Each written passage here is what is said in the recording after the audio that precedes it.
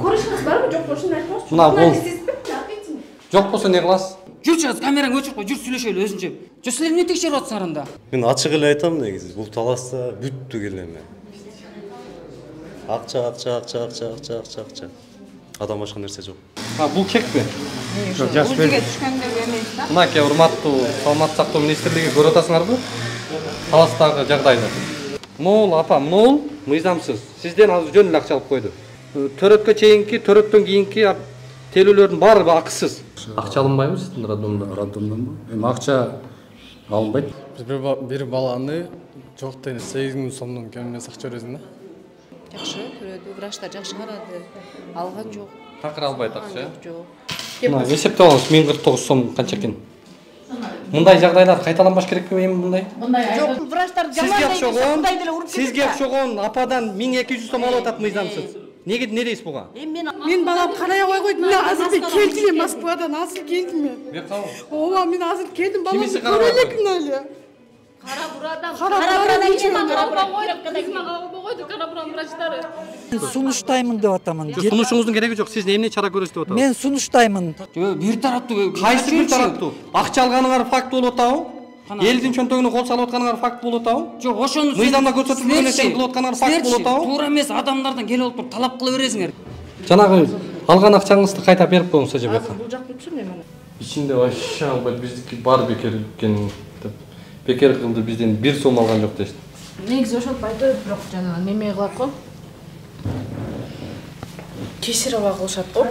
Ошого деле алышат экен. Баарысы эле беребиз, ачык айткандачы байке. Эми өз каалообуз менен беребиз. Такыр албайбыз деп атпайбы жакта? Эми айтпайт да байке, замандан коркот да айткандачы. Эртең эле ушулардын колуна келебиз, ачык айткандачы. Ар кандай да биз келбейм, кантип гарантия бере албайбыз да. Ошол байке. Канча кетти сизден? Кайненем берди, сураган жокмун канча экен деп. Аман эсен жакшы чыгып кеттиңиздер эми.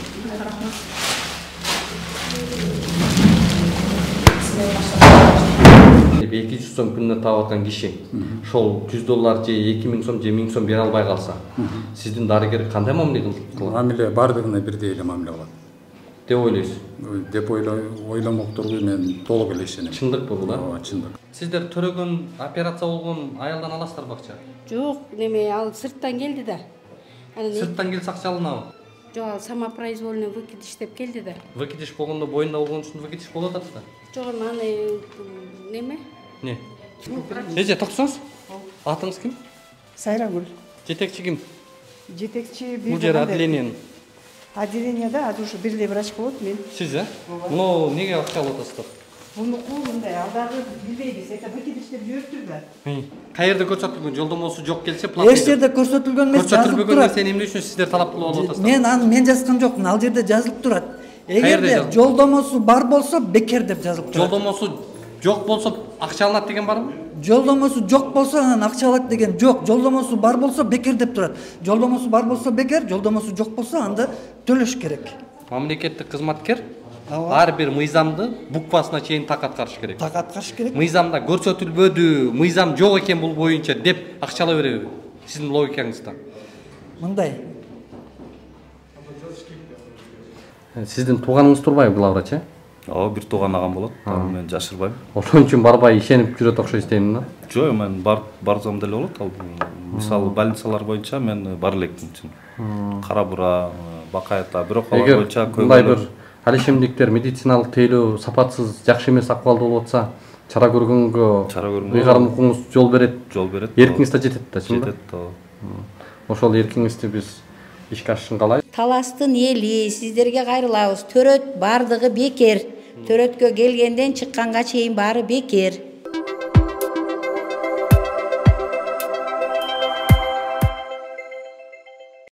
Москвадагы мекендештерге жарыя. Алыстагы боордоштор, сиздер үчүн Ваш стоматолог клиникасы сонун мүмкүнчүлүк түздү. Улукбектин катталуучуларына ар жекшемби сиздер үчүн тиш жулуу акысыз жана ошондой эле ультра үндүү тиш тазалоо болгону 1,5 миң рубль. Дареги бульвар Рокоссовский метросу, открытое шоссе көчөсү 14. Метродон болгону 3 мүнөт аралыкта. Ваш стоматолог клиникасында төмөнкү кызматтар көрсөтүлөт. Хирургия, терапия, ортопедия, ортодонтия, имплантация, брекет система. Саат 9-дан 21:00-га чейин жума бою дем алышсыз кызмат көрсөтөт. Ваш стоматолог заманбап жабдууларды орнотуп, тажрыйбалуу такшалган дарыгерлерди гана ишке алган. Бизде рентген жана консультация акысыз. Ваш стоматолог сиздин ден соолугуңуздун сакчылыгында.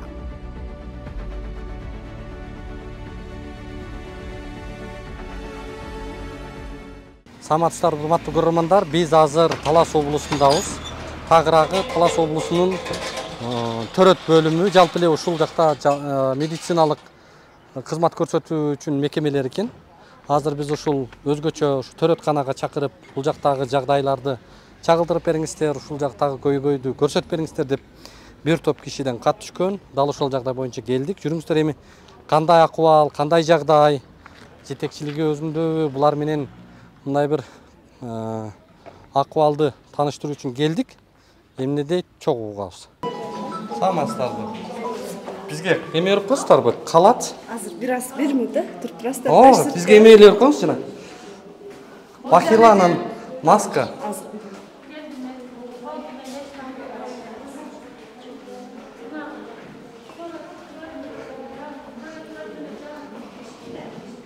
Аты жөнүңүз ким сиздин? Менин атым Турсунбекова Кенжекан Чоокбаевна. Ушул отделениянын бөлүм башчысы болуп иштейм. Бөлүм башчысы болуп иштейм. Бул отделение инфицирование высокого риска болуп эсептелгенден сырттан биз келген кишилердин баарын киргизе албайбыз бул жерге. Инфекция жүрүп аткан мезгилби? Инфекция жүрбөгөн күндө дагы бул жерде мен эске атпайм, послеоперационный палата киргизе албайм. Эмнеге таянып сиз киргизе албайсыз? Ошол эле инфекционный контролдун. Ошол инфекционный контроль жөнүндө приказ барбы? Бар. Алып чыгыңыз. Алып чыгам, алып келип берем. Сиз туруңуз бияка. Биз ушул жерде эле турабыз. Эгер ушул приказ берип аткандыгыңыз мыйзамга каршы, өзүңүздүн ыйгарым укуктан аша чаап, сиз бизге талап коюп аткан болсоңуз, сиз өзүңүз кайсы укуктун негизинде мага талап коюп атасыз? Жок, биз талап коюп элек, биз маалымат алганы келип атабыз. Сиз кирем деп атасыз, мен сизди киргизбейм деп атам. Азыр муну жерде мен администрацияга чалам, инфекционный контрольго чалам, ошолордун баарынан сизге уруксат беришсе, андан кийин киресиз. Чалуу менен уруксат берилеби кандай? Жок, мен ал өзүмдүн администрацияман уруксат алмайынча мен сырттан кишини киргизүүгө акым жок. Кайсы жерде көрсөтүлгөн сизге уруксат алмайынча киргизбейсиң жарандар деп? Биздин өзүбүздүн больницанын ошондой сиз кайсы сөзүңүзгө ишенебиз? Азыр бул жакта айтып атасыз, бизде приказ бар деп атасыз. Тыюу салуу жөнүндө. Тыюу салуу жөнүндө. Анан эле азыр кайра айтып атасыз, мен жетекчиге чалам, хорошо, мен сизге көрсөтүп берсе деп атат. Эгер да азыр сиз могу ыйгарым укугуңуздан акча чаап, сиз жарандарга мамиле кылып атасыз, бул боюнча укуктук жоопкерчиликке тартылып калыш жөнүндө ойлондуңузбу? Ойлондум. Мен ар бир сөзүмө сиз сүйлөп аткандай эле мен дагы ойлонуп жооп берип жатам. Жетекчилик кызматта иштеп атасыз. Убакыт өткүзбөйлү. Алып келиңиз көрөлүм. Туруп туруңуз. Ушундай адат таап алышты, мындай келгенде эшиктерди жаба калышып, таракка турак ушундай бир шыпылдашып, мындай бир паника кылышат да. Бизде ушул Таласта абдан көп жарандар чакырып, кайрылып, жагдай тууралуу көп айтты да.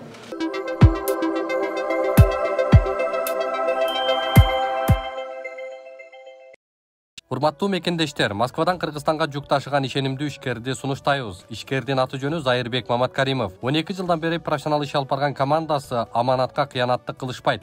Жүктү Москванын бардык жеринен алып кете алат. Алган жүктү Кыргызстандын бардык облустарына аман-эсен жеткирүүгө кепилдик берет. Кыргызстанга жумасына 2 машина жиберилет. Жүк баасы көлөмүнө жараша ыңгайлуу баада 500 рубльдан өйдө бааланат. Дареги Нижегородское метросу, Перовское шоссе 9, строение 7. Байланыш телефондор +7 926 788 70 70 0704 70 70 21. Саламатсыздарбы, кандайсыздар? Качан келет экен, айтасыздарбы, келеби? Бизде больницанын Саламатсыздар. инфекционный контроль боюнча представители, да? Ошол обл больницанын врач по инфекционному контролю именно. Бизге кереги жок. Жок, сизге керек деген жок. Вот именно почему мы запрещаем. Как раз она и нас. Шу киши запрещать этеби? Кандай сиз ушу дегениңиз? Мага приказ алып келиңиз, окуйун.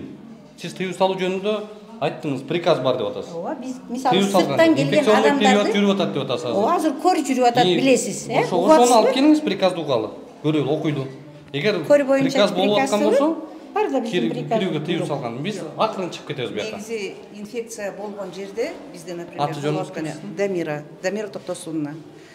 Дамира Токтосуновна Алиева. Ушул жерде инфекционный контролдун дарыгери болуп иштейм, специалист инфекционного контроля.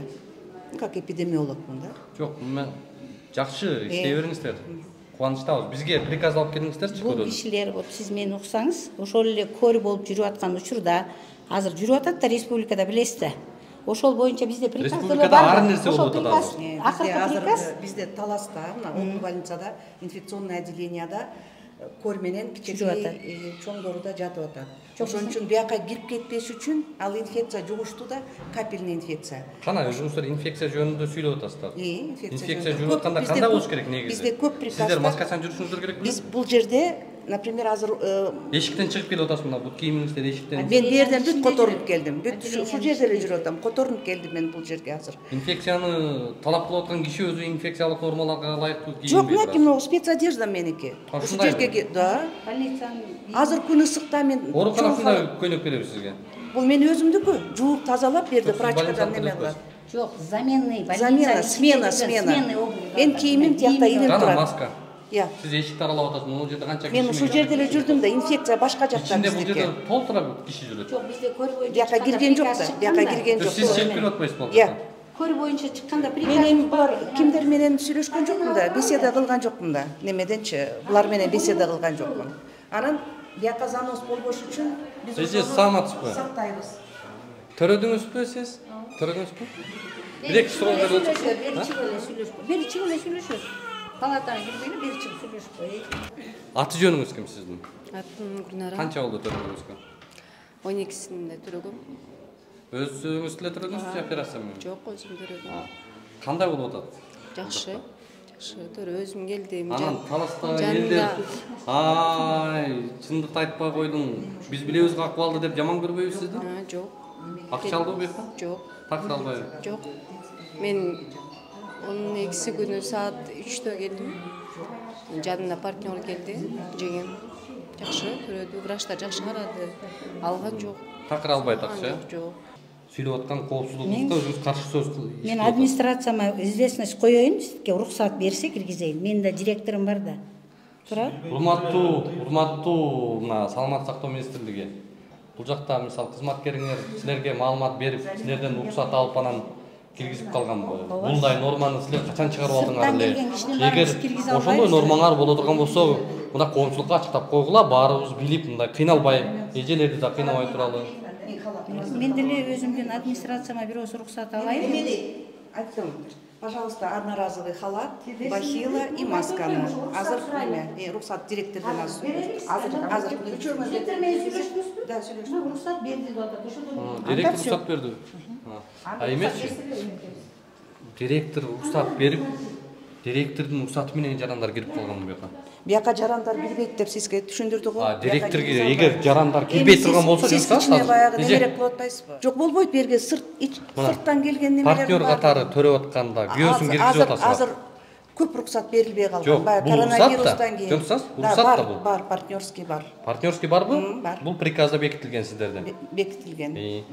Демек, төрөп аткан аялга кирип аткандан кийин күйөөсү посторонний көчөдөн келип. Бүт немени кийип неме кылат да, кирет. Немени кийип. Тем более ал родственник. Ал түшүнүп атам. Бирок инфекцияны көчөдөн алып келиши мүмкүнбү? Бүт баарын кийсе, колун жууп тазалап, болду, бизге ошондой кылып туруп кийгизиңиздер, азыр биз кирели. Азыр мынакей алып келет, разовый халат алып келет. Ошондо сөзүңүздүн логикасы мындай эки тараптуу болуп атат да? Эки тарап эмес, биз эми бияка баарын эле киргизбейбиз. Адамга карап киргизесиздер бизди. Адамды неме кылбайбыз. Азыр ким заведующий айткандай, аябай тяжелый адам болсо, күйөөсүн же апасын киргизип, жакын адамын. Мына бар турбайбы? Мен муну жок киргизе албай атат деп атпаймынбы? Булар баштар кийет. Өздөрү кийет баштар. Буну мындай узундан кийип, мындай экен. Анан бакел.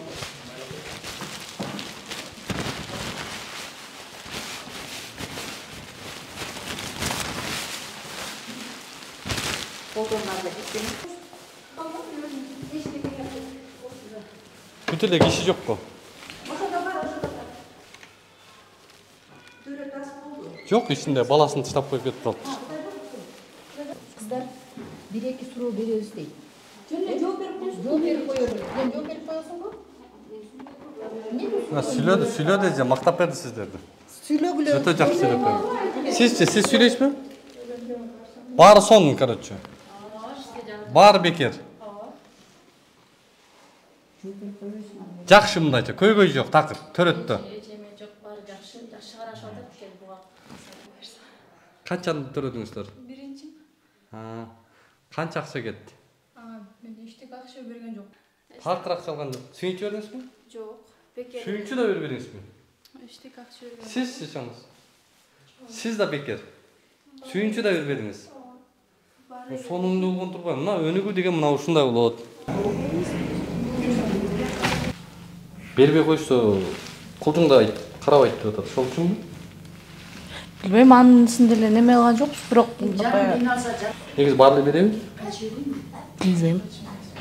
Сиз менен жаккандар берди, барбы? Берет эле болуш керек, кантип бербесин?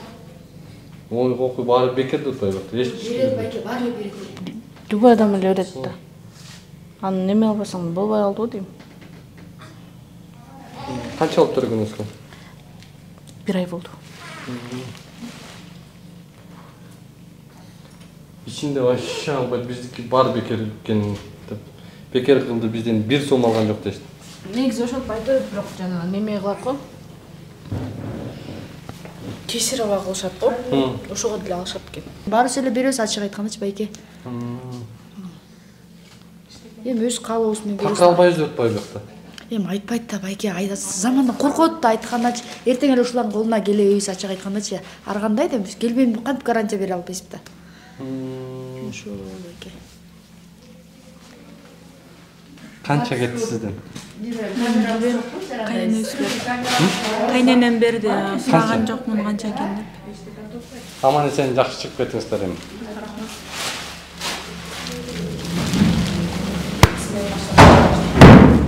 Акча алып атат деп атат да, бирок акча албай элесиздер да. Алган жокпуз акча. Алган Бекер да жокпуз. Баары бекер. Сыртта эшикте да жазылып турат. Аптекага дарыга жибербейсиздер 5 күн? Эгерде ушул больницадагы жок дары болуп калса, ошол учурда. Кайсы дарылар жок болуп калат? Мисалы бир учурда тендерден өтпөгөн учурда бир дары жок болуп калат. Мисалы 20 дарыдан бирөөсү. Ошол аялга керек болуп калса, ошону гана колуна жазып беребиз, өздөрү сатып келет. А так больницадагы перечень лекарств жетекчи тендерден өтпөй калат дарылар. Өтпөй калат. Тендер деген бир дары бир жолу эмес, 3-4 жолу тендерге коюлуп атат. Төрөттө баары бекерби? Баары бекер. Операциядагы бекер. Боюнда болгондогу Дом баштап беременность менен связанный нерсенин баардыгы бекер. Выкидыш болсо дагы, кровотечение менен гинекологияда болсо дагы бекер. После родов 42 күнгө чейин, если суук тийип келсе, ал дагы бекер. 42 күн эмес, 1 жылга чейин. Жок, бизде 42 күнгө чейин бекер, андан кийин уже сооплата төлөшөт. Неге? Bizde послеродовый период ошентип айтылат. Биздин Эмне үчүн?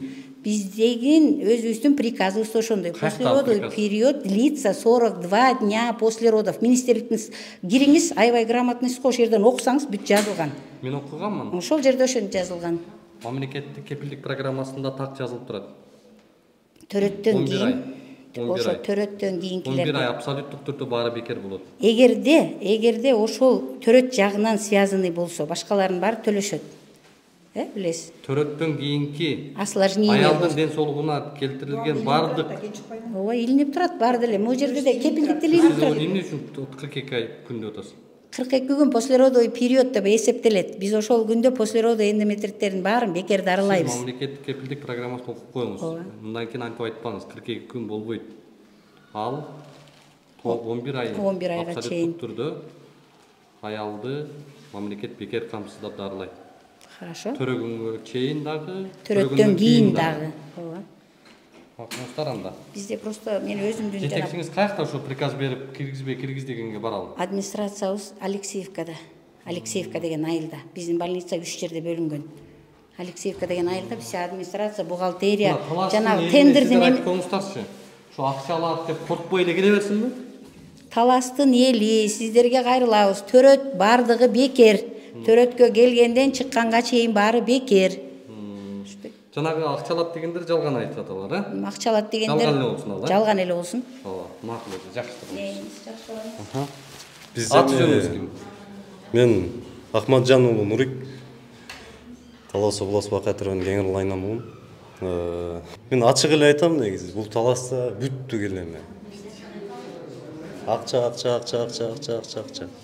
Адам башка нерсе жок. Койт башка больницасы болсун, роддом эмес. Койт башка же травма болсун, башка жагы, макул жүрөк жагы, эмне жагы болсо деле акча алган. Баары. Даже мен былтыр мен апам каза болду, мына жүрөк жакта жатты. Даже ошол жерден деле акча алышты менен. Если мындай айтты да, Төрөтканада жүрөбүз азыр. Бул жакта. Төрөтканада мына мен калп айтпайын, бир жума болду, дос баланы чыгардык, аягын. Мен ошого да жиним келип атат да азырчы. Эмнеге дегенде ошол жерден 7000 сом алды. Ким деген дарыгер? Мен дарыгердин атын тошунасын билбейт экен, бирок алышты да. Дос бала берди, сүйүнчү берди, сүйүнчү чыгарып койт экен, эрден ороп берет экен, ушул кабинет болот, эми аркысыбы. Ороп берет? Жана беремеси баланычы чыгарып атканда. Ошол жерден айтты да, акчаны бергиле депчи. Бизге сүйүнчү бергиле деп. Мына ушул жерден. Биринчи, по-моему, ушу биринчи кабинет. Аты жөнүңүз ким? Азамат. Ушул шаардын тургуну болобуз. Акча алганда ачык эле негизи алышкан. Мен биринчи эки балам бар. Эки балам тең ушул жерден чыгаргам мен. Бир баланы жок дегенде 8000 сомдон кем эмес акча бересиң да. Төрөтүнө бересиң, чыгарып атканда да сөздөрүнчө акча бербесең жаман мамиле кылышат экен. 500 сом, 1000 сом. Даже мен дежуркаларын өткөзсөм. Сиздин передачаңызды көп көрчүм. Аслында дайыма жазчумун да. Бул пайка талас жакка келсеңиз экен депчи. Бирок сизди көрүп калып, сүйүнүп атам да, ушундай сиз келгениңизге. Сиз передачаларыңызды үзбөй көрөбүз. Сиз ишиңизге ийгилик каалайбыз. Эң туура кылып атасыз. Негизи ушул жерде да эң кайнаган жер.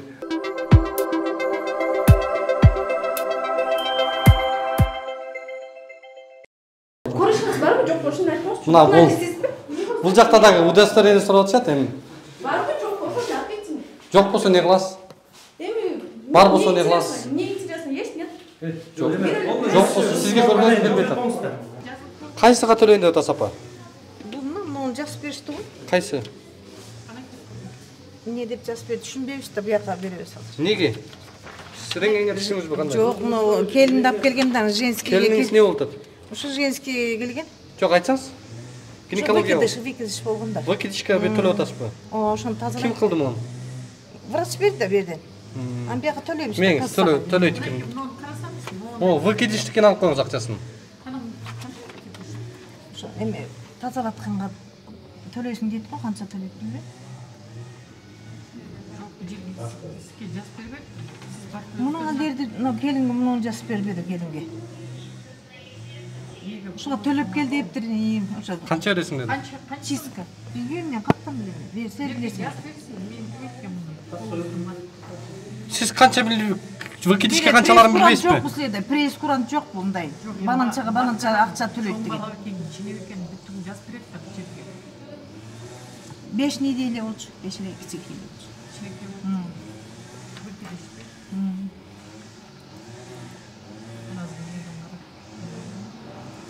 5 неделя алдысында түшүп калдыбы? Прейскурант деген болот да берди. Ошо бердин туруш керек.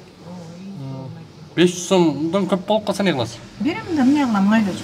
Бул мындай болот да, малый гинекологический операция деп коет. Мына жерден чыгат бизде выбрать. Ошондо мен ошо сумманы 1049 сом экен бул. Малый гинекологический операция, бул жерге жазат, малый операция или неме деп. Чүрөккө бара алдай, жүрсөң жаздыра алам. Кана бербейсизби сиз? Албайсызбы акчаны? Жок, мен мына малый операция деп.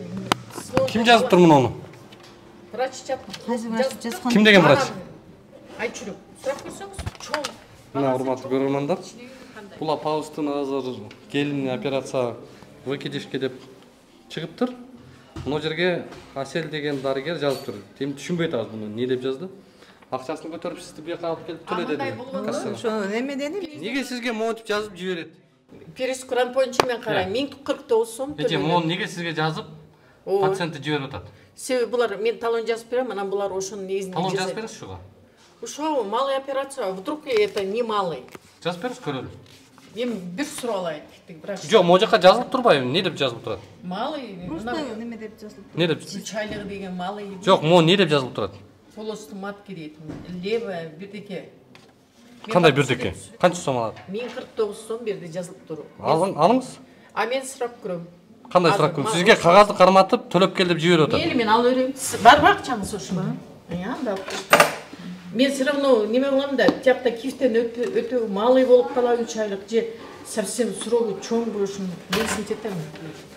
Бүттүгү неме менен өтөт да компьютер менен. 1000 канча дедиңиз? 1049 сом экен. Авышкасы болосуз топлам, келиңиздер. Мыгылып контуга,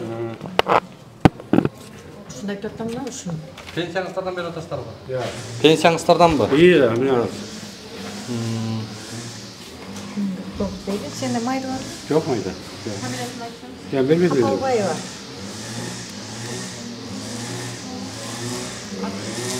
Аты Зарина.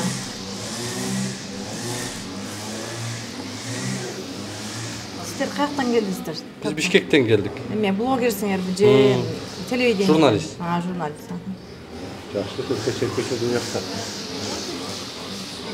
Келиңиз каякта азыр? Бу жерде турат, отурат берди. Бул чекпи? Өзүгө түшкөндөгү эмес да? Мынакей урматтуу Саламаттык сактоо министрлиги көрүп атасыңарбы? Таластагы жагдайды. Азыр мунун баарын биз текстебиз. Мына жерге сиз эмне үчүн ушундай жазып бергенде сиз акча алып атасыз? Сизде малый Жазабайт да. Я. Муну жазабайт. Сиздерге ушундай направление береби? Ооба. Мол апа, мол мыйзамсыз. Сизден азыр жөн эле акча алып койду. Муну да мыйзамсыз. Абсолюттук түрдө баары бекер. Бекер муну төрөткө чейинки, төрөттөн кийинки телүүлөрдүн баары акысыз. Асел дейм? Мо, Саламатсызбы? Асел, сиз УЗИде, аты жөнүм Улукбек. Сиздикичи? Мен Татаева Замирамын. Замира эже, муну сиз жазып бердиңизби? Ооба. Каякта көрсөтүлгөн бул? Неме? Бизде өзүбүздө неме бар? Тариф бар. Тарифти ачыңыз. Чекти ушундай кылып берип калгансыздарбы азыр? Жок, кассага жибергенди ушинтебиз да. Кассага УЗИ сиздер төрөгөн операция болгон аялдан аласыздарбы акча? Жок, неме ал сырттан келди да. Сырттан келсе акча алынабы? Жок, кассага жибердим да, орган малып атаса 258 сом деп. Түшүндүм. Эмнеге мындан акча алып атасыздар? Жок, кассага жибердим, ошол жака төлөп мага квитанция алып келди. Ким талап кылып атат сизден? Жок, бизде өзүбүздө ушундай неме бар да. Эмне деген кагаз, эмне деген көрүнүш могу? Неме? Ким кылып берди муну сизге? УЗИ. Жок, биз кассага өзү мага квитанция алып келди. Кана сизде муну ким талап кылып атат? Шунун акча, ушулардан акча ал деп. Жок, мен талап кылган жок. Бизде өзү прайс лист бар да, ошо прайс лист менен. Боюнда бар аялдарды акчасы ким билет? Жок, боюнда жок болчу. Боюнда жок. Боюнан алдырып атпайбы? Жок, ал самопроизвольный выкидыш деп келди да. Выкидыш болгондо боюнда болгон үчүн выкидыш болуп атат да. Жок, аны неме? Не? Квитанция мен неме токтосуз, мен эчтеке акча алган жок. Неге сиздер мындай мыйзамсыз акча алып атасыздар? Жок, бул Азыр мунун акчасын кайтарып берип коюңуздар. Главврачыңыздарды чакырыңыздарчы, каякта жүрөт? Жок, бияка төлөгөн эле.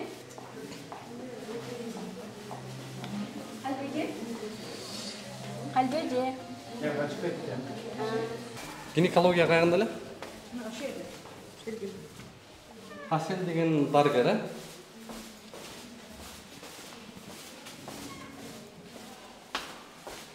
Жетекчиңиздер каякта?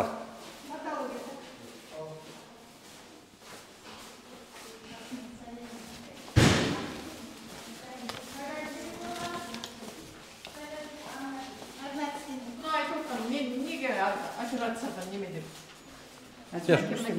Эже, токтосоңуз? Атыңыз ким? Сайрагүл. Жетекчи ким? Жетекчи Бул жер отделениенин. Отделенияда азыр ушу бирдей врач болот мен. Сиз, Муну неге акча алып атасыздар? Бунуку мындай, ал дагы билбейбиз. Это выкидыш деп жибериптир да. Состояние после выкидыша деп жибериптир да. Могу жерде Выкидышка акча алабы? направлениясы. Жок. Состояние, эми буну мен билбейм, бул выкидышпы, выкидыш эмеспи билбейм. Выкидыш болуп тургу. Жок, буну подтверждающий деме документ жок да. Подтверждающий ганакей. Өзү турбайбы, тирүү өзү турат. Тирүү.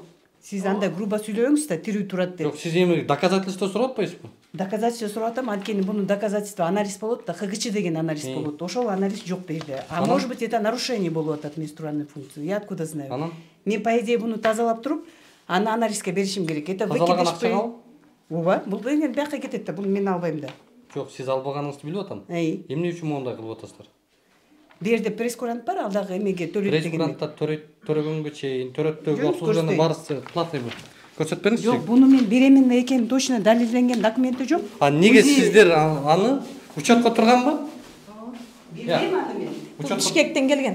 Учетко турганбы? Бишкекте болчу учету жок. Билбейбиз да ошо учету. Эмеси, төрөт боюнча катталганбы? Ооба, Бишкекке катталган да. Анан бияка мейманга келип эле анан ушундай болуп кетти да. Кана? Мындан эмне бар, ошо менен төлөнүп атат. Жок, бул дарыгерлердин кароосуна каттоого туруп, боюнда болгон үчүн. Андай кагаз жок колунда. Жок, ал өзү айтып атат да. Жок, өзү айтканда сиз ошого толук ишенип атасызбы? Ал үчүн кагаз болуш керек да. Беременность деген мынакей выкидыш бул тияктан беременность, обменный карта деген. Макул мейли, азыр выкидыш болсо. Жок, обменный карта жок да колунда, туурабы? Выкидыш болсо, акчаны кайтарып бересиңерби? Кайтарып, эгерде бул беременность эмеси болсо, анда кайтарылып берет да берден доказательный. Неге доказательство жок сиздер азыр мунунан? Анализ. Мунун окуңузчу, эмне деген бул? Жок, далилденген колунда кошпойлуу деген кагазы жок да, туурабы? Же барбы бул эмеге? Кармап турабыз, буларсыз көрсөтөбүз. Жок, пожалуйста, это же доказать надо. Анан кийин жөн эле келип эле бизге мындай неме болбойт да. Эгерде жок, сүмөт берем, азыр чакырып берем. Анан бирок колунда беременность деген жөн эле спорт эте бербейли. Абсолютно бекер көрөм. Абсолютно бекер. Кайсы жерде талап кылынган ал кагазды көрсөтүш керек деп? Ал деген беременность учетко эгерде тура турган болсо аял, турган жерден шыр эле обменный карта колуна ачылат да. Обменный карта атайын министр. Чөнтөгүндө жок болсо силер акча ала бересиңерби? Эми мындай эме кылбаңыз да. Эмнеге биз ошончо? Мисалы боюнда болуп турса, боюнда бар экенин көрүп турасыңар, анан боюнда бар болуп көзү жок болсо силер акча ала бересиңер. Жок, эгер көзүбүз көрүп турса, биз адан бир тыйын да албайбыз адан. Каяктан алмак эле, бир тыйын да албайбыз адан. Сиз каяктан бересиз? Атыңыз ким болот? Алина. Каяка төлөйүн деп келдиңиз? Неме кассага? УЗИге. Боюңузда барбы? Мындан артык не деген факты керек силерге дагы? Жок, боюнда бар дегенде мен эми көзүм мен жокмун да УЗИге. Ким балам мына биз мынакей монтип регистрация кылабыз да, биякта өзү беременность деген бар да. Мынакей азыр мен аны таап берем. Азыр. Беременность платныйбы сизде? Жок, биякта ушундай ба, если сырттан келсе, бирде. Тап бериңиз мейли, тап бериңиз. Колуңузда кагазды берсеңиз, мынакей. Бул кагаз эмес, бул черновик. Жок, ошо черновигин бериңиз, мен черновигин көрөм. Сизге ким жиберди муну? 200 канча сом? Ким төлөдү? Бул өзүгө түшкөн, УЗИге. УЗИге. Төлөдүңүз?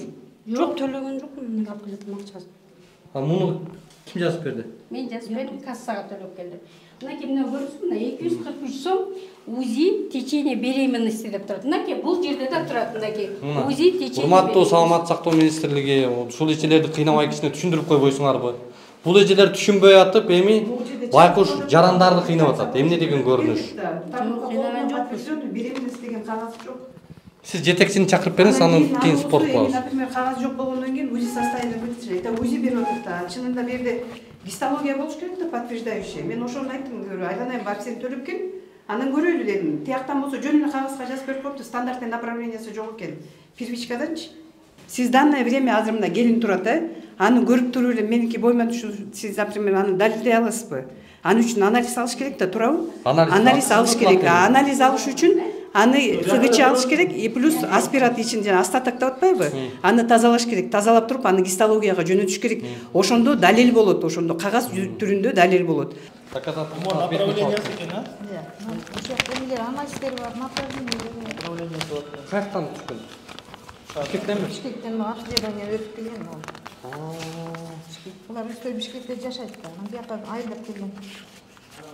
Бизге беребиз, анан полный сизге кайра беребиз. Ну, келин чыкса эле кетебиз, биз анан иштин ары бери сүйрөп эле. Келин кайтарып албайсызбы? Келин кыйналып атыр, Пулду кайтарып алып кете бересиз? Бересизби? Кош бойлуулук патологиясы бар. Стационарлыкта арында. Ал бизге көйгөй жаткан да.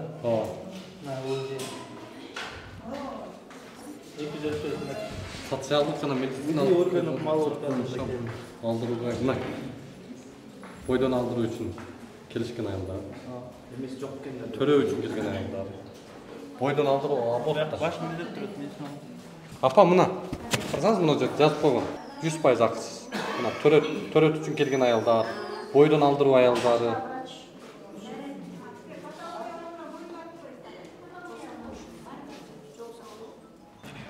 Ат жөнүңүздү? Мелис Төлөбердиев, милдеттүү медициналык камсыздандыруу фондунун Талас аймактык башкармалыгынын врач эксперти. Мамлекеттик кепилдик программасын талап кылып ишке киргизе турган адам сиздер. Ооба. Түшүнүктүү. Боюнан алдырса бекерби же акчабы? Боюнан алдырганга атайын показаниялар болот. Ал показанияны врачтар аныктап, анан жөнөтөт. Боюн алдырганга социалдык көрсөткүчтөрү болот, анан медициналык көрсөткүчтөрү менен боюндан алдырганга келет. Өкмөттөн келатканда, могу жерде мамлекеттик кепилдик программасында 100% акысыз деп турат. Ооба. Могу жерде так жазылып турат. Төрөт үчүн келген аялдар. Бойдон алдыруу үчүн социалдык келишкен. жана медициналык көрсөткүчтөрү боюнча бойдон алдыруу үчүн келишкен аялдар. Ооба. Выкидыш болсо бекерби? Выкидыш болсо бекер. Могу жерге эмнеге акча алып атасыңар анда?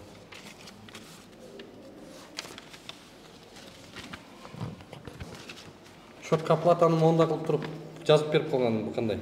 Кагаздарга. Азыр УЗИге барсак, onu жазып берет экен. Бул не деген көрүнүш?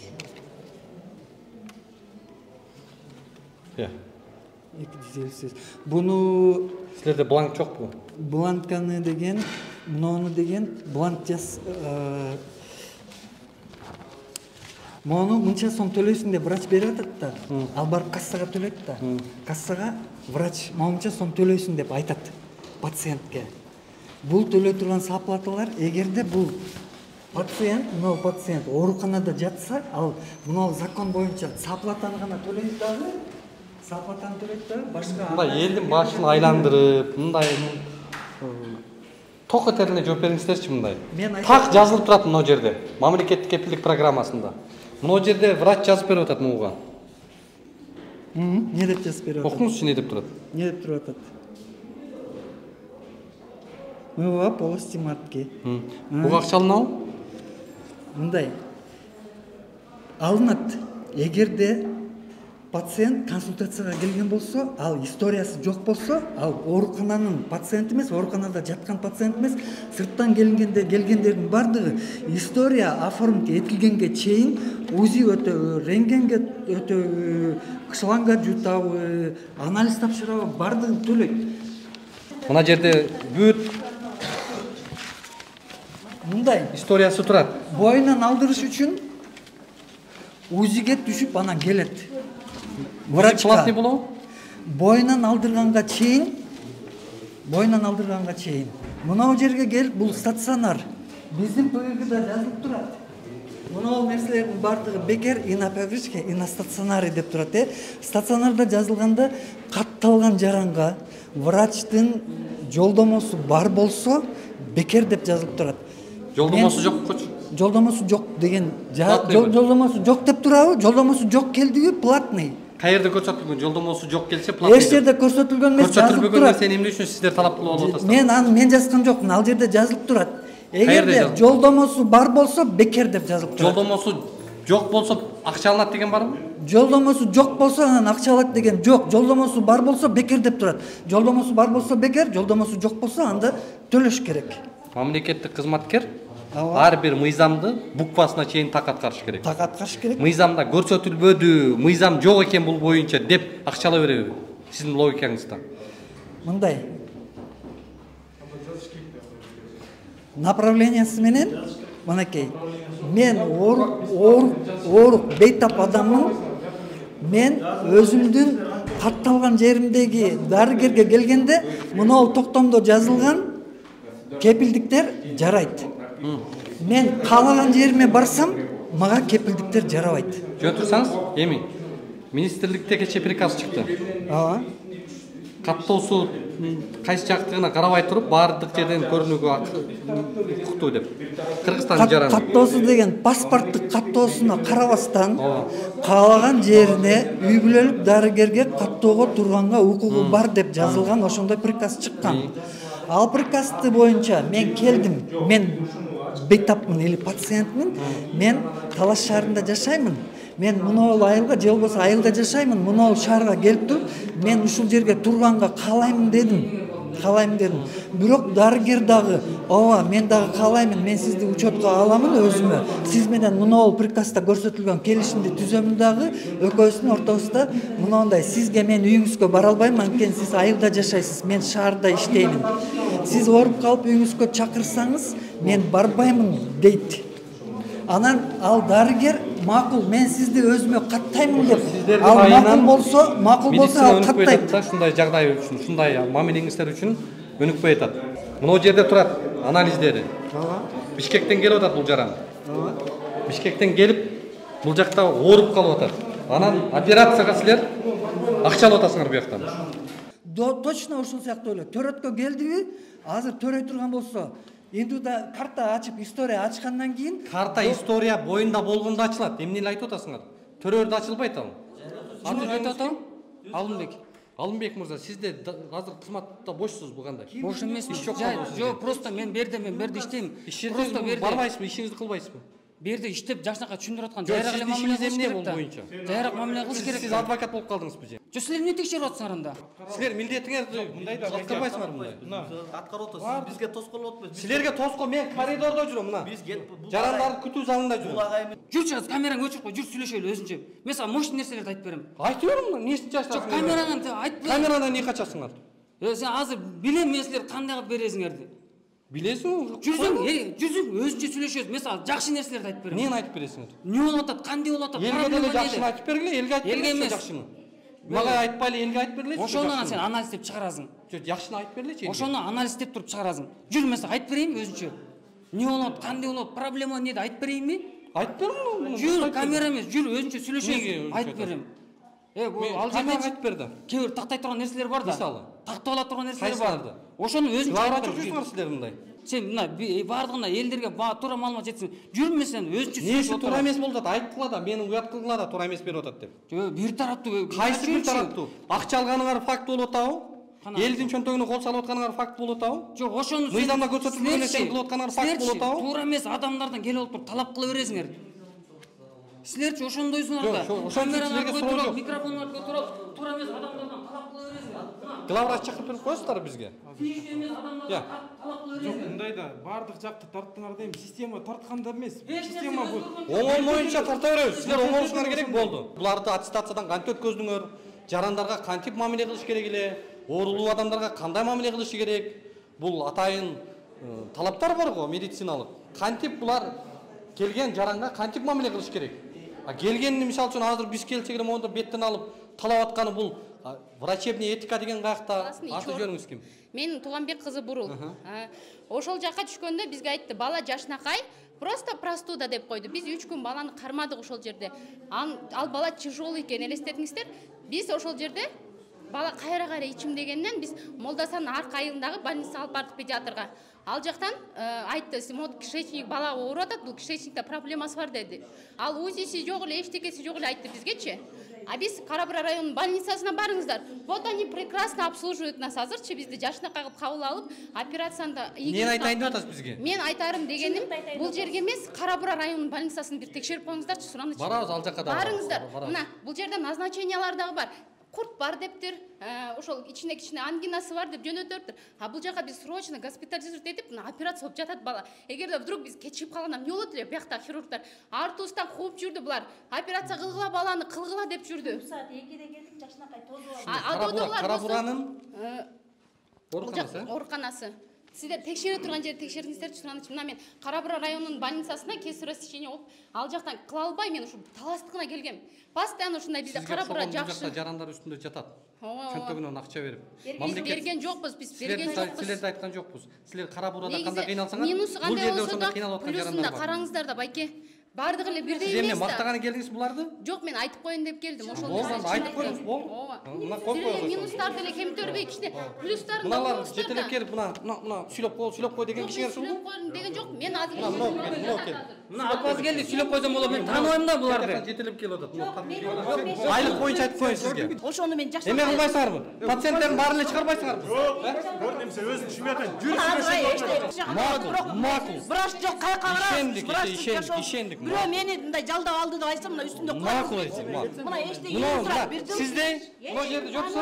Сизге окшогон пенсионер апа могу жерде мыйзамсыз акча төлөп атат 1200 сом. Сиз буга эмне дейсиз? Аны билбейм. Неге билбесеңиз анда унчукпаңыз. Биз ошол боюнча келдик.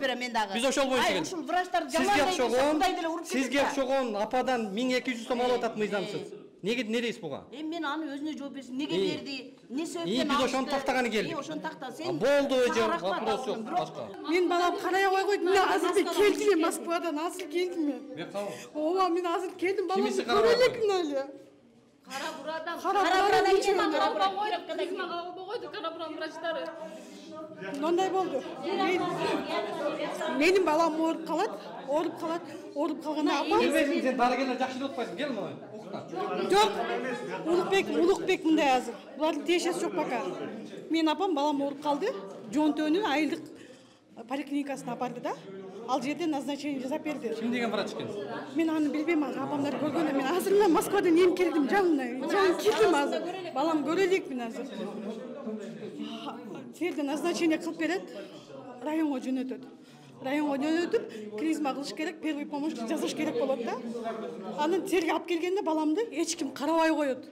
Баламды ар бир врачка тиги келсин, бу келсин, адого түшүш керек, рентгенге тартыш керек деп. А рентген жок, рентгенди звонить истешсе, рентген айтат, мен таможняда турам, мен жамылдан кире албай атам, мен өз жумушума кеткем. Мен звонить этип, тияктан ыйлап атсам, мынтип айтты го. Мен машинага 25 литр бензин куюп бересиңер, Таласка апарасыңар деди. Таласка апарат деди. Кепилдик программасын кыратып аткан кана кызматкер жанагы? Мамлекеттик кепилдик программасын жанына врач кошуп бериңиз. Медсестра кошуп бериңиз десем, эч ким кошпойт. Азыр. Жүрүңүз. Мына могу жерге кенен туралы сиз айтып атасыз. Bizde баары жакшы, сонун иштеп атабыз деп атасыз. Эми Москвадан бул жаран келиптир. Шалакылыктын айынан Москвадан келип атат. Эмне деп айтасыз? Мен айтарым. Айтып бериңиз бу жака. Шуну көзөмөлдөп шалакылык болбосочу, байке, момундай болмок да. Мен мына азыр мен келдим, мен вокзалдан азыр кирип атам, мен көрө элекмин. Просто мен багыма жараша Улукбек келип калды ушул жерге. Кеңешим. Ошол жердин жетекчилигине кайрылыңыз. Өзүңүздүн ушул сизди канааттандырбаган же сиз нааразы болгон фактыларыңызды жетекчиликке айтыңыз. Жетекчилик сизге жооп бериши керек. Жетекчиликтен эч кандай жооп болбосо, анда бизге кайрылыңыз. Мен азыр сиздин даныйларыңызды Сизде көрсөтүлгөнбү? Жетекчиден кийин кайрылабы сизге жарандар? Мен жетекчи көргөндөн кийин сиз көрөсүзбү? Мен сунуштаймын деп атамын. Сунушуңуздун кереги жок. Сиз эмне чара көрөсүз деп атасыз? Мен сунуштаймын. Мен чара көрө турган, менин өзүмдүн турган мына турпатым менен бирөөгө чара көрө турган эч кандай акыл кепилдик программасында сиздерде көрсөтүлгөн го, сиздердин мамлекеттик кепилдик программасында андай көрсөтүлгөн эмес. Могулакты көрбөй койсо, мына кишини алдап койсо, мындан акча алса барып башка бир чап деген жок. Ага атайын өзүнчө органдар бар. Врачтын ишмердүүлүгүн ФОМС текшереби? ФОМС текшерет. ФОМС текшерет. Мен ошого өзүм гана вывод беремин, болду. ФОМСтун өкүлү катары, мына жерде азыр дарыгерлердин баары бизди өз ишин таштап коюп чыгып кетип атат. Буга кандай дейсиз?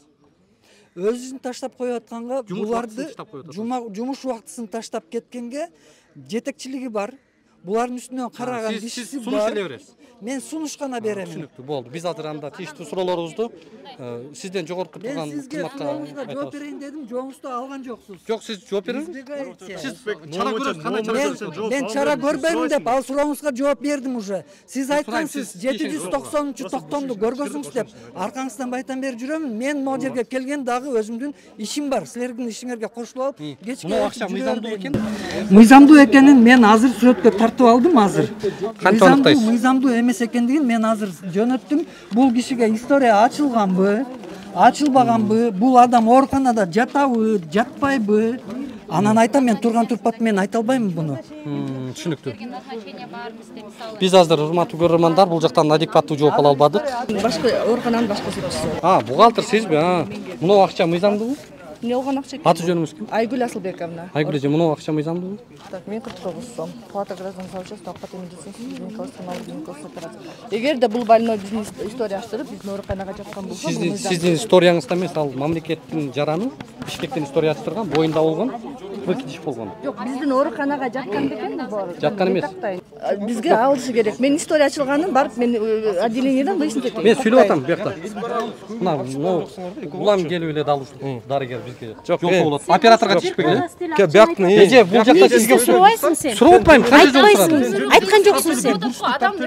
Адилет деген бала бизге тозуп алды бизге. Кыздар тозуп алды жакшылык. Эмнеге айтпайсыңар? Биз бир эле ушу больницага келебиз биз. Эмнеге карабайсыңар силер? Эмнеге булар немесин карабайсыңар иштеп аткан? Жок. Акчанын кереги жок бизге. Бизге андай болсо сиздердин ситуацияны түшүнүп атам мен. Мен сиздердин ситуацияны түшүндүм эже. Мына мен мисалы үчүн мен өз башым кошомат кылып берем. Кировкадагыларга. Булар сураган жок мени. Мына врачтар мен бирөөнү да тааныбайм мен. Сизге акча эже. Сизге акча маанилүү болбосо, маанилүү эмес мага.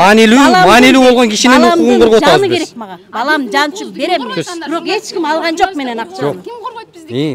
Биз сиздин өлүп кала жаздат, түшүнүп атасыздар. Сиздин акыбарыңызды түшүнүп атам, бирок сизден интервью алдым да мен. Мен баламды бербейм операция дегенде кууду мен ушу балдар. Жок, биз мунуга да токтолуп атпайбызбы? Биринчи силер ден соолукка да карагыла.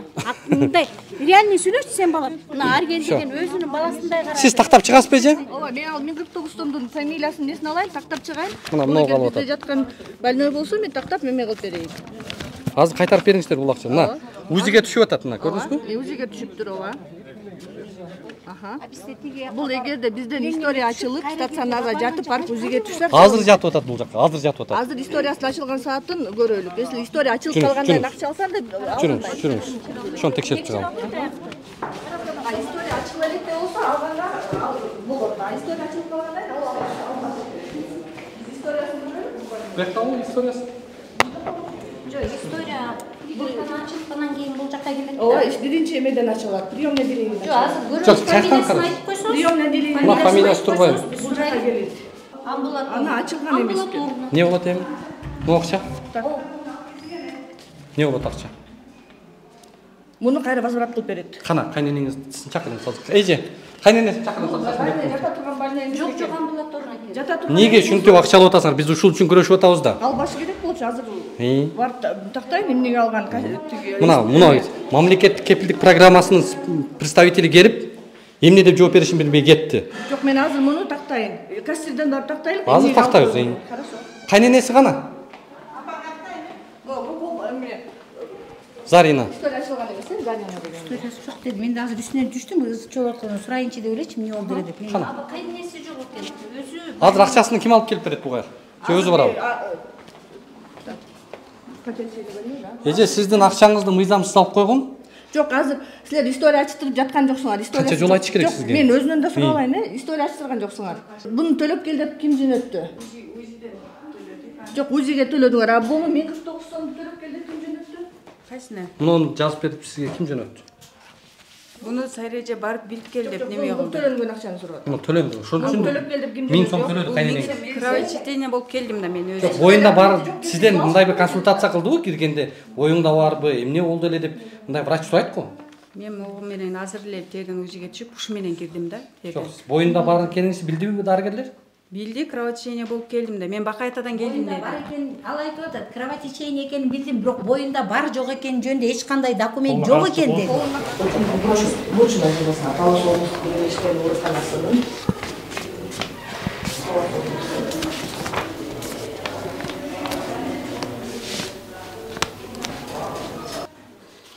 так арыз эси деп колуңду коюп, бүгүнкү датаны жазып, ана паспортун эмеге берип коюп, аркасына тиркеп койгон.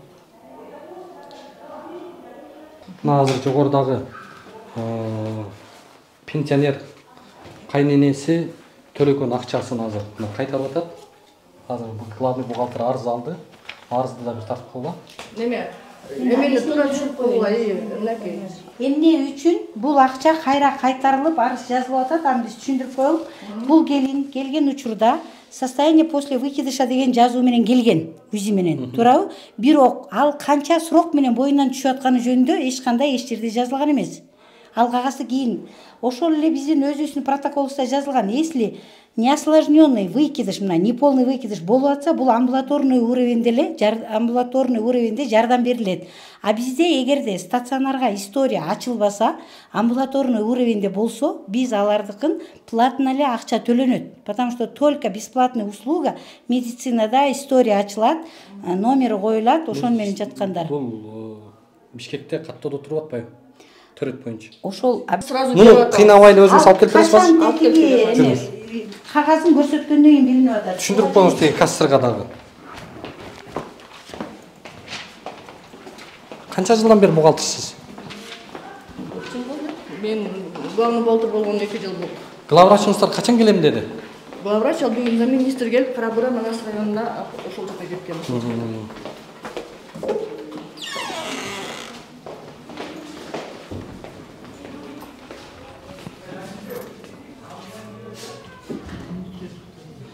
Жанагы алган акчаңызды кайта берип коюңуз эже бияка. Бул жак бүтсүн мен. Муну немеге Эже сиз жана акча алып атканда буну толук жазбаптыр дарыгер дедиңиз го. Аяка дагы диагнозун полный дагы жаздырып мен кол койдуруп алчумун да. Неге кандай жазбай атат?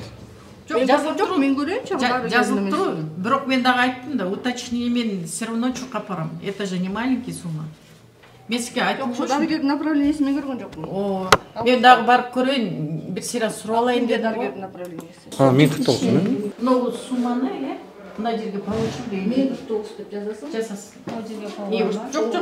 Муну полный эле көчүрүп жазасың. 1049 деп. Анан тамга менен жазып, директордун колу чөктүктө мындай не болот. Главный бухгалтер өзүң алат, мен директорсузда не алдырбайм. Мына жерге кол коесуң. Паспортуң барбы? Эсептеп алыңыз 1049 сом канча экен? Сен паспортуңду бер, мен ала алып толтурушум керек деп. Мындай жагдайлар кайталанбаш керекпи эми мындай? Жок, бул биздеки бул жерде эми мисал документ менен келсе алып койсо күнөөлүү болмок, эч кандай документи жок келгенден алып атат да биздикилер. Направлениясы жок болсо. Айым. Мына направлениясы жок, колунда Талас облусунун төрөт бөлүмүндө башкы эсепчи экен. Макуланды, жакшы туруңуздар. Айыгып кетиңиз эже. Мени алпай сага рахмат. Пенсионер апабызга салам айтып коюңуз.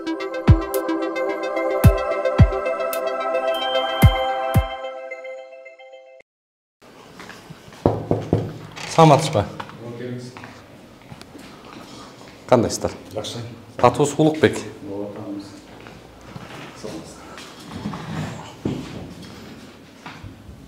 Биз эркин журналистпиз. Сиздин аты жөнүңүз, кызматыңыз?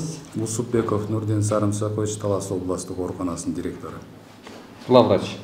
Директор деп аталат. Жагдай боюнча кабардарсыздар, түшүндүрүп эле коеюн да. Бөлүм башчыларынын бардыгы айтып берди. Мен түшүндүрүп берсем болобу? Ооба. Мага түшүндүрүүсү боюнча ал жаран Бакайата аймактык ооруканасына кайрылган экен. Бир сутка ал жерде болуптур. Анан кийин биздин ооруканага келип туруп түшөт, гинекологко кайрылганда. Анан направлениясы жок эле келип атат да. Направлениясы жок келсе, мамлекеттик кепилдиктер программасынын алкагында эгер эме деп жазылганда бесплатное льготное получение медицинской помощи осуществляется на основе направления семейного врача деп. Направлениясы жок, бир клочок бумагаga жазган кагазы бар экен. Ошонун негизинде анан кийин жанагы Кыргыз Республикасынын саламаттык сактоо министрлиги тарабынан бекитилген прейскурант бар. Прейскурант цен на медицинские услуги деп. Анан ошонун негизинде саплат алынган. Медициналык кызмат көрсөттүңүздөрбү? Көрсөтүлгөн. Эмне жасадыңыздар? Мен аны гинекологдон тактап эме алып туруп берейин, ал тиги өзү гинекологический выскабливание деп болот жанагы. Ошондой процедура жасатканы келген экен да. Направление деп туруп. Кайтып келип жатасыз. Мамлекеттик кепилдиктер программасында экинчи категория боюнча 3-чү разделинде социалдык жана медициналык көрсөткүчтөр боюнча бойдон алдыруу үчүн келишкен аялдар деп так көрсөтүлүп турат. Сиздер билген жоксуздарбы ал боюнда бар экендигин? Боюнда бар экенин гинеколог айтпаптыр. Сиздер процедураны жүргүзүп атканда жөн эле кандай? Жок, кандай жөн эле аны мен жүргүзгөн жокмун да, гинекологум жүргүздү да. Ал процедураны жүргүзүп атканда билип туруп жасады да. Ооба, гинеколог ал Бакай атанын аймактык ооруканасына түшүп атат да биринчи кровотечение менен. Анан ал жерден күтүп туруп анан кийин бизге жөнөтүп коюп атат да, ошондой болуп атат. Ал жерден эч нерсе жасалган жок. Анан жасайлы деп туруп эме болуп атканда анан ошондой болуп туруп чыгып атат да. Кассага төлөп келип туруп анан кийин процедураны алыш керек болчу да.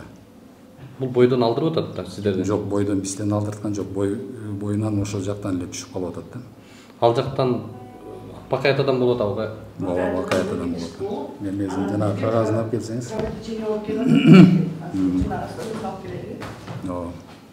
Медициналык форма менен жүргөн ошол жердеги топ жигиттер биздин ишибизге бир топ тоскоолдуктарды жаратып, ар кандай провокациялык действияларды кылды да. Ушул боюнча сиздин кызматкерлер балар? Ооба, алардын баары менин кызматкерлерим. Ошол видеодон көрүп эмне чара көрдүңүз ошолорго? Эч кандай чара көргөн жокпуз. Демек алар нормалдуу эле көрүнүш сиз үчүн? Нормалдуу көрүнүш эми кандай? Сиз келдиңиз, жанагы программа гос гарантиянын негизинде барып туруп, фондо МСдин кызматкери ошондо проверка менен жүрүп аткан, түшүндүрүп берип туруп, бөлүм башчылары түшүндүрүп берип атты, главный бухгалтерди жөнөттүк, сиз дагы барып түшүндүрүңүзчү депчи. Анан ошого эле болбой эле камераны көтөрүп алып, нары бери тартып, антиминтип жүрүп аткандан кийин ошо тиги операциядан чыккан балдар эме алып туруп, анан баягы түшүндүрөлү, сүйлөшөлү десе эле анан өзүңүз алардын функциясында көрсөтүлгөнбү бизге ошол реакция кылсыз го?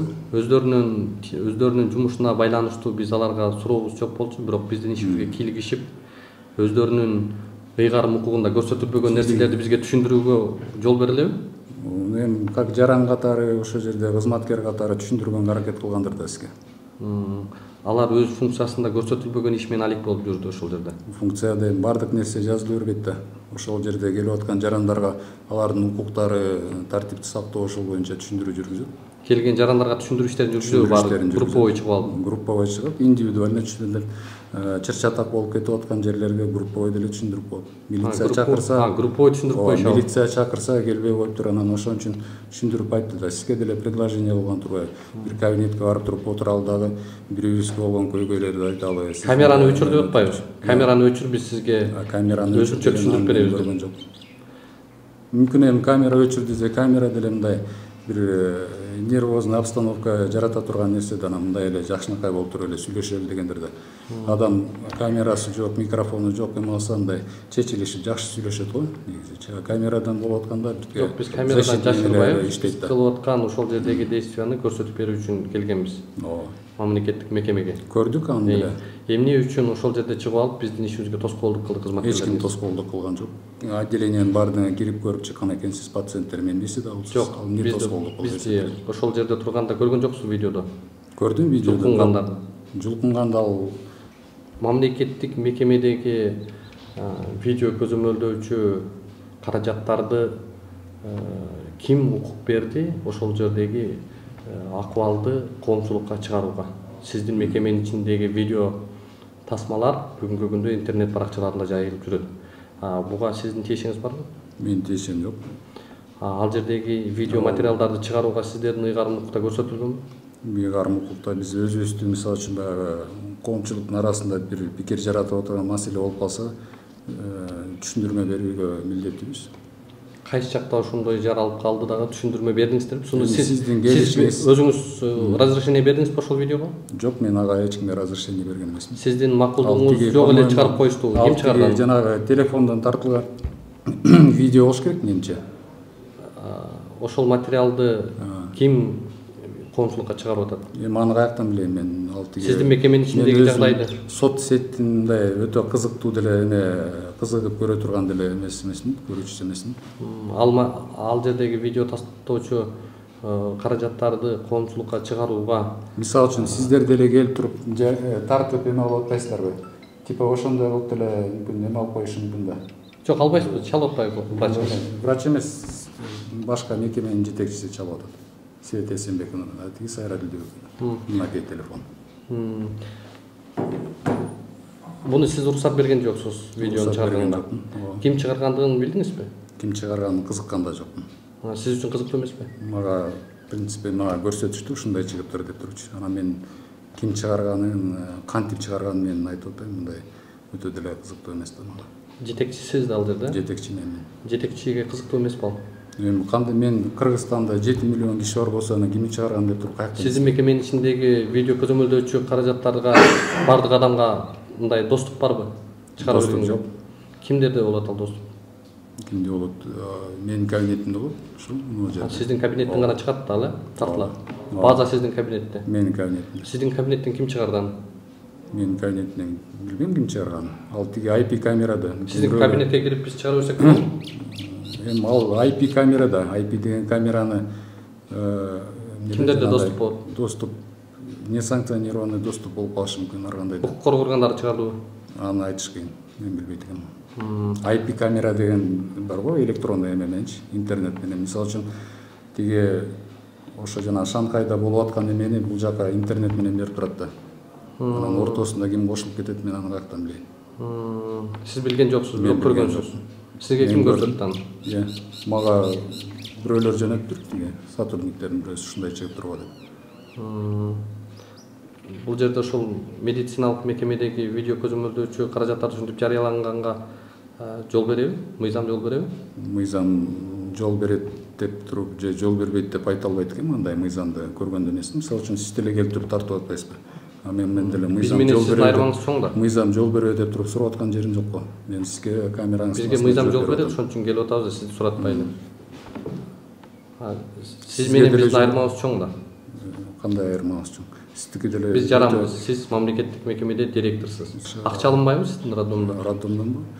Эми акча алынбайт. Такыр болгондо мындай да, ыраазычылык иретинде рахмат деп туруп бирөө өзүнүн чын көңүлүнөн чыгып аткан нерсени мен көзөмөлдөй албайм. А так мамлекетте кепилдиктер программасын бардык жерге илип коюп атабыз, мындай сиздердин укуңуздар. Кесип жолу менен төрөтүүдө акча алабы албайбы? Кесаревабы? Акча албагыла деп талап кылып атабыз. Жок, биз акча алабы албайбы деп атабыз. Эми алабы. Директор катары сиз мындай кайдыгер мамиле кылбаңыз да, сиз жок, мен кайдыгер мамиле кылган жокмун. Мен билбейм, ал алабы албайбы деп мындай. Сиз жетекчи катары сизден сурап атабыз да. Мен сизге да түшүндүрүп айтып берип атам да. Акчаны албагыла деп биз талап кылып атабыз. Бирок алып коюшкан жагдайлар барбы? Эми эч ким мага арызданып туруп келе элек. Бирок алган жагдайларды угуп каласызбы сиздер? Угуп калса деле мындай да, мен милициянын же ГКНдин оперативдик кызматкери эмесмин да. Арызын жаздыртып, анан купюраларды метитип, анан карматып дегендей. Мен айтам, укук коргоо органдарына кайрылгыла чара көрүлөт. Сиз жетектеген мекемеге, медициналык мекемеге коомчулуктун талас элинин мындай ыраазы элеби ишиңизге? Ыраазы эле болуш керек, себеп дегенде Талас областында болуп аткан төрөттүн 50% бизде болот. Жана система перенаправления деп коет, бардыгы мындай төрөт учурунда татаалдашып кеткен же возможно татаалданып кетиши мүмкүн деп күтүлүшүп аткан немелердин, аялдардын баардыгын бизге жөнөтөт. Анан биздин гинекологдор ошолорго жардам берсе болот, тиешелүү деңгээлде. Акча алат же албайт деп жетекчи катары кепилдик бере аласызбы? Акча албагыла деп туруп биз талап кылып атабыз.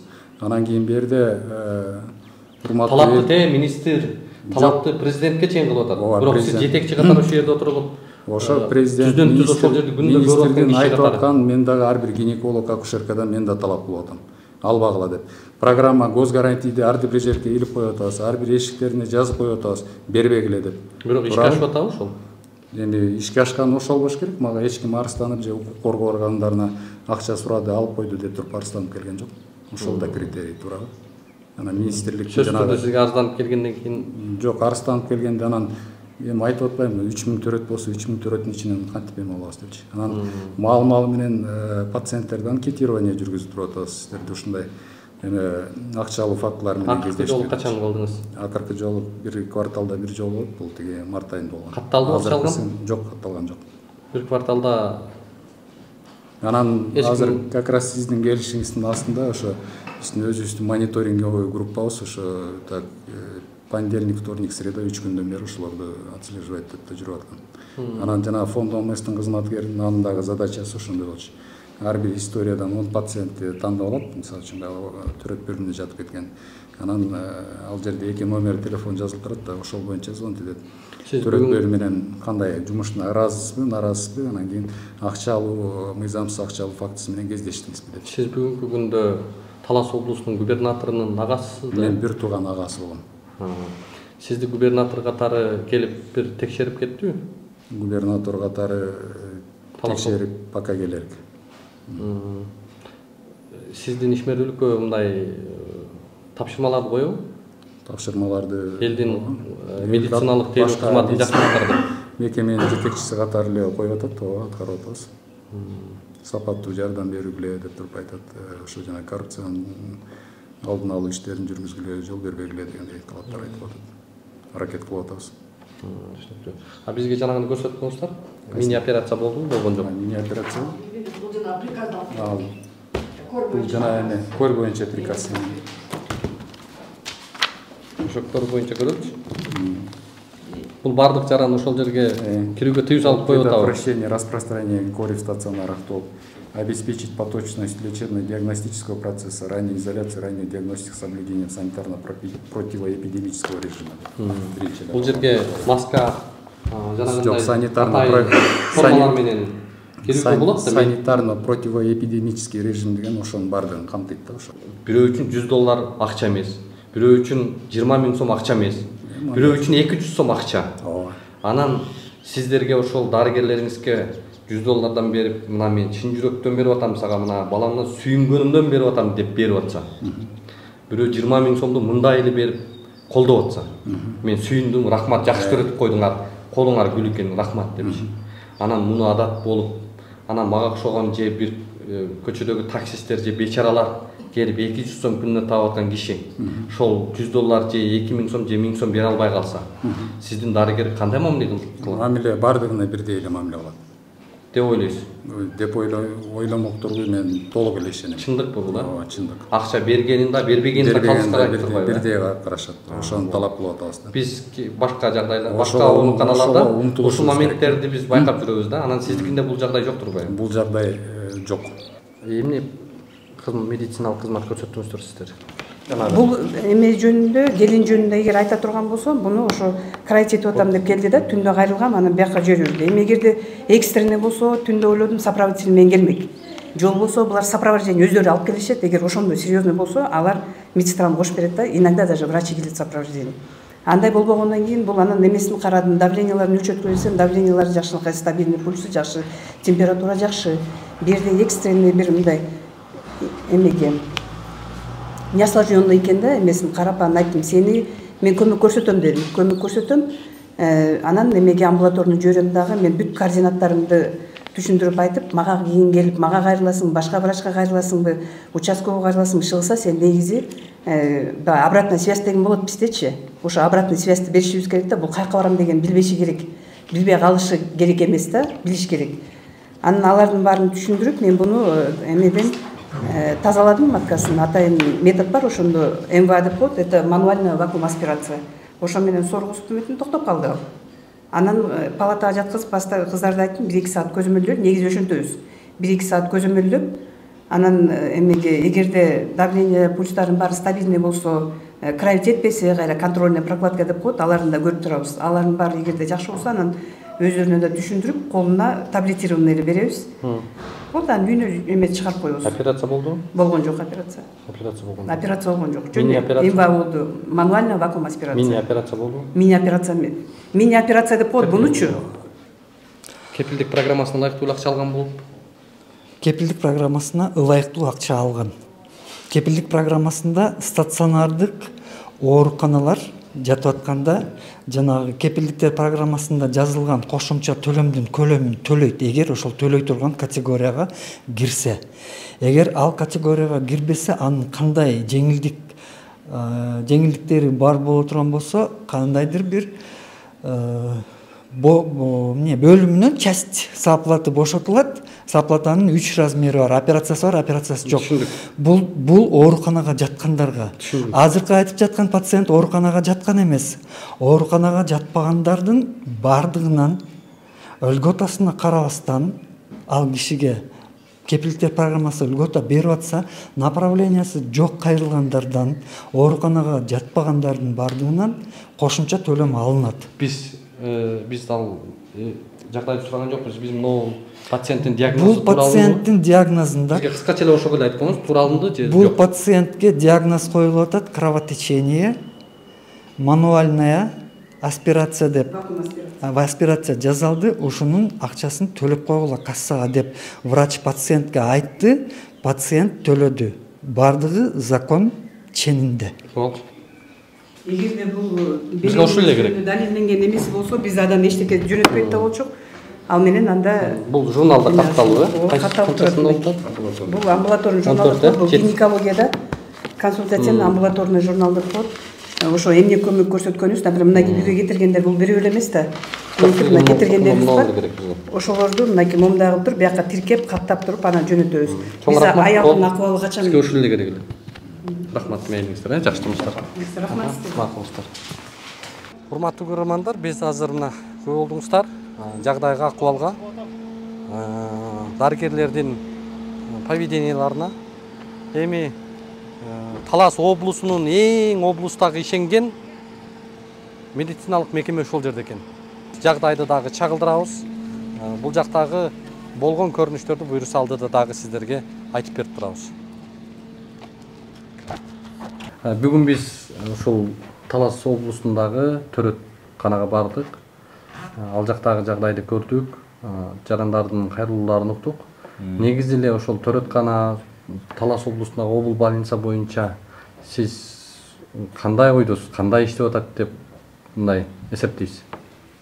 Мага сиз бул боюнча азыр сизден угуп атам. Мен мисалы сиз жакында эле келдиңиз. Ошентсе да эми ал төрөткана боюнча бизге андай арыз түшкөн эмес. Жок, негизи кандай иштеп атат деп баалайсыз? Мен азыр баа бере албайм кандай иштеп атканы жөнүндө. Ал жакта ушул текшерген жокпуз, биз төрөтканды текшерген эмеспиз. Арыз түшкөн эмес. Азыр мен кандай иштеп атканы жөнүндө сизге азыр айта албайм да. Эгерде сизде ошондой маалыматтар болсо, анда биз тийиштүү укук органдарына жөнөтөлү, текшерип көрсүн, коррупциялык көрүнүштөр бар болсо.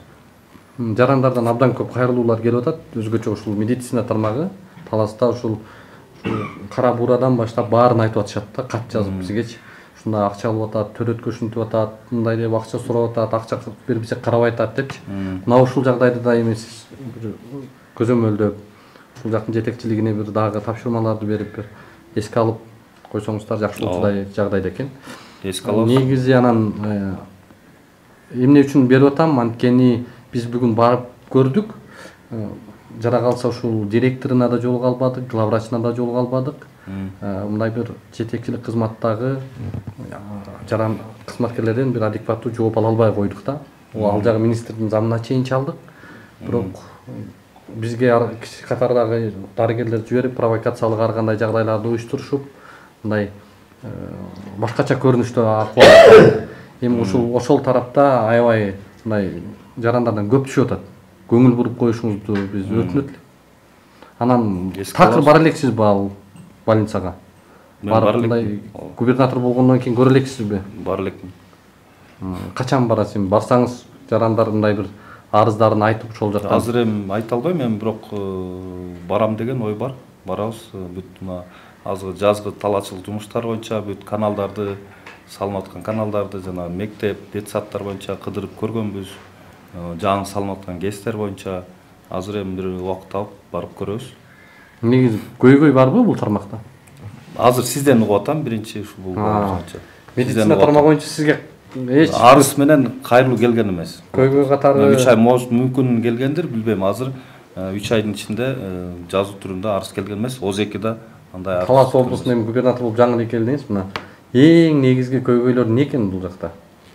Анда эң негизги көйгөйлөр мындай бир бүгүнкү күрөө тамырында аябай актуалдуу көйгөйлөр.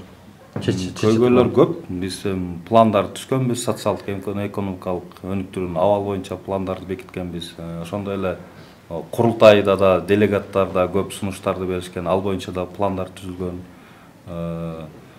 Өзүндө пландарыбыз бар, ошолордун үстүндө иштеп атабыз. Жол маселеси бар, курулуп бүтпөгөн объектилер бар, социалдык объектилер бар. Балдар бакчасы, мектептер, салынып аткан мектептер бар, салынып бүтө элек мектептер бар. Жер маселесин азыр көрүп атасыздар. Жер маселеси боюнча да көйгөйлөр бар. Азыр биз бул боюнча губернатордон дагы жагдайды түшүндүрүп, маселени айтып, кабар берип коелу деп келдик. Жүрүңүздөр. Сиздин тууганыңыз турбайбы бул врач, э? Ооба, бир тууган агам болот. Мен жашырбайм. Ошон үчүн барбай ишенип жүрөт окшойт дейм да. Жок, мен барсам деле болот. Ал мисалы больницалар боюнча мен бар электим чын.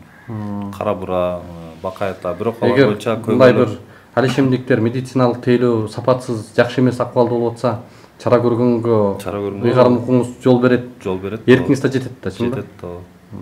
Ошол эркиңизди биз ишке ашышын каалайбыз. Рахмат анда көңүл бурганыңыздарга.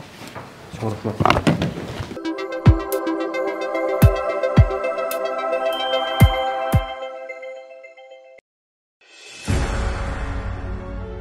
Урматтуу мекендешим, өз үйүң, өлөң төшөгүң демекчи, бул заманда жеке турак жайлуу болууга эмне жетсин? Бул муктаждык боюнча ойлонуп жүргөн болсоңуз, биз сизге жакшы тандоо сунуштайбыз. Азыр мен турган жер Ылдыйкы Жал Кичи районундагы Үмүт Строй компаниясы куруп жаткан Мурас көп кабаттуу объектиси. Эмне себептен Үмүт Строй компаниясын сиздерге сунуштап жатам? Бул биринчи кезекте документациясындагы тактык жана тазалыгында. Келечекте үйүңүздүн документине байланыштуу эч кандай кыйынчылыкка дуушар болбойсуз. Бул критерий учурдун эң негизги көңүл бурчу маселеси болушу шарт. Экинчи жагдай, курулуп жаткан үйдүн сапаттуулугунда Үмүт Строй курулуш компаниясы сейсмологиялык коопсуздукка жана курулуш норма эрежелерин толук сактоого кепилдик берет. Аталган турак жай 10 кабаттуу комфорт класстагы Ылдыйкы Жал Кичи районундагы Курчатова 23 дарегинде жайгашкан. Ошондой эле бала бакча, мектеп, жогорку окуу жайлары, поликлиника жана ири соода борборлору кадам сайын кезигет. Эң башкысы, узак мөөнөткө 33 айга бөлүп төлөө мүмкүнчүлүгүнө ээ болосуз. Мурас көп кабаттуу объектисин 2025 жылдын 2 кварталында өз ээлерине тапшырууну пландашууда. Толук маалымат алуу үчүн дарегибиз Жаманбаева 36/1, байланыш телефондор 0501 44 22 22, 0221 44 22 22. Баса, бул курулуп жаткан көп кабаттуу үйдүн курулуш норма эрежелерин сактап куруусуна биз өз көзөмөлүбүздү жүргүзүп турабыз. Андыктан кабатырланууга негиз жок.